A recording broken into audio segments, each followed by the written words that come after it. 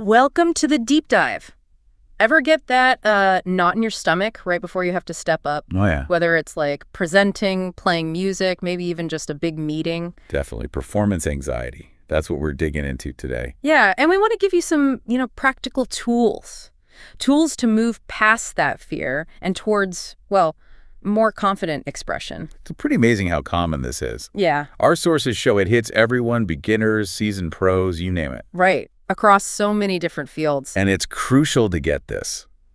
It's not about lacking skill. It's a totally natural response when you feel like you're being, well, judged or evaluated. Exactly. So we're looking at this through the lens of what we're calling the triad of success. Confidence, connection, and presence. Right.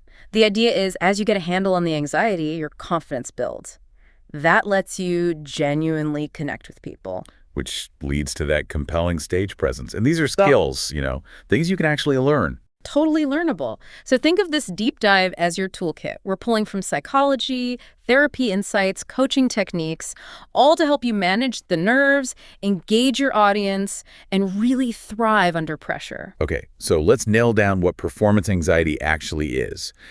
Basically, it's an excessive fear tied to performing for others. And that others can be a real audience, or even one you're just imagining, right? Wow. Or virtual now, too. Absolutely. And the fear, usually about messing up or just not meeting expectations, yours or theirs. And it shows up physically, doesn't it? It's not just mental. Oh, for sure. Your body goes into overdrive, racing heart, maybe trembling hands, sweating. Dry mouth, breathing gets shallow. Yeah, all that classic fight or flight stuff kicking in because your brain perceives a threat, the threat of being judged negatively. Makes sense. And then cognitively, what's happening? Like in your head. Well, that's where you get the fear of failure, loads of negative self-talk, maybe catastrophizing. Thinking the absolute worst will happen. Exactly. Or your mind just goes blank, total blank, overthinking everything. And emotionally, I imagine that's pretty intense. It really can be. Yeah. Intense fear, worry, dread, feeling overwhelmed, maybe even panic or shame. Which can then lead to certain behaviors like wanting to avoid performing altogether. Definitely avoidance. Or the urge to just escape, maybe stuttering, fidgeting, or sometimes just freezing, choking under pressure. So that fear of negative evaluation seems central, that deep-seated fear of, I guess, judgment, embarrassment, rejection. It really is. Your focus shifts entirely from the task, the speech, the song, whatever, to how you think others are seeing you. And triggers can be anything, right? The type of audience, how high the stakes feel. Or how difficult the task seems, maybe not feeling prepared enough, or even just remembering a past bad experience. And that worry can start way before the actual event, that sort of anticipatory dread. Oh yeah, mentally rehearsing failure over and over. It's exhausting. You mentioned the fear of judgment. Is there a link here to social anxiety disorder? There can be, yeah. Performance anxiety is sometimes seen as a specific type, a performance-only specifier for SAD. There's definitely overlap in that fear of negative evaluation. So techniques used for social anxiety might help here too. Often, yes. Things like CBT techniques can be quite useful because the root fear is similar.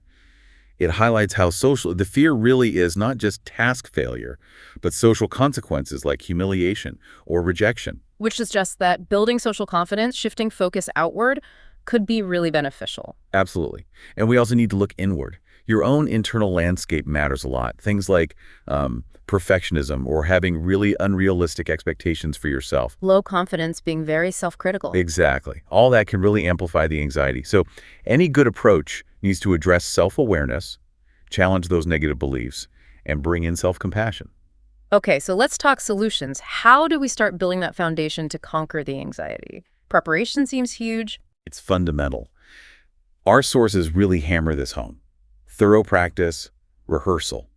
Getting to the point where your material feels almost automatic. Like second nature. Right. It massively reduces the fear of making mistakes and helps you perform more smoothly when you actually feel pressure. And practicing under pressure helps too, right? Like simulating the conditions. Definitely. Rehearse for other people. Use the same kind of equipment if you can, maybe even practice in the actual venue. Yeah. It helps desensitize you. Knowing your stuff inside out, having it organized clearly, that must give you a sense of control. Huge sense of control. And having pre-performance routines can also signal to your mind and body that it's time to focus. Okay, beyond prep, what about managing the mind? Those cognitive strategies? Yeah, this is crucial. Like Cognitive behavioral therapy, or CBT, teaches you to first identify those anxious negative thoughts. And then challenge them. Question if they're really true. Exactly. Replace them with more balanced, realistic ones. Another approach from ACT acceptance and commitment therapy is about acknowledging the anxiety without fighting it. Just accepting it's there. And detaching from the thoughts so they have less power over you. It's quite different, but also effective. I like the idea of reframing, too.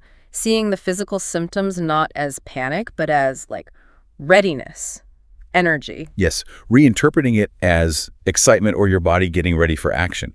Viewing the performance as a challenge or an opportunity, not a threat. Positive self-talk, maybe using mantras. Powerful tools. Yeah. And visualization, really vividly imagining a successful performance, engaging all your senses, shifting focus outward helps too onto the material, the audience, what you're giving them. Moving from seeking validation to offering contribution. Precisely. And letting go of perfectionism, accepting mistakes happen, focusing on being present and authentic. And then there's relaxation, actively calming the body down. Yes, counteracting that fight or flight.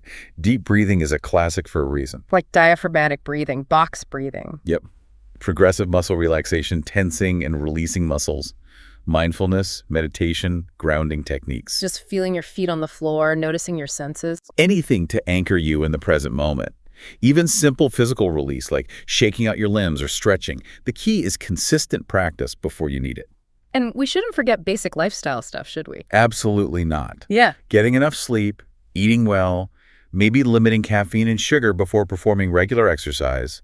It all builds resilience. Avoiding relying on alcohol or drugs, too, obviously. Right. That can backfire badly. Okay, so wrapping up, performance anxiety is incredibly common, but importantly, it's manageable. Totally manageable. It boils down to that foundation. Hmm. Solid preparation, smart mental strategies, relaxation techniques for the body, and just general healthy lifestyle support. And they all work together, don't they? That triad we mentioned, confidence, connection, presence, they build on each other. Exactly. As you manage the anxiety, confidence grows, connection becomes easier, and presence naturally follows. So here's a final thought for you listening. How might your whole experience change if you could shift your focus? Move away from fearing judgment and towards embracing the chance to share something uniquely yours. Yeah, think about that. And maybe consider what's just one small step, however tiny you could take today, to prepare for your next moment in the spotlight, big or small.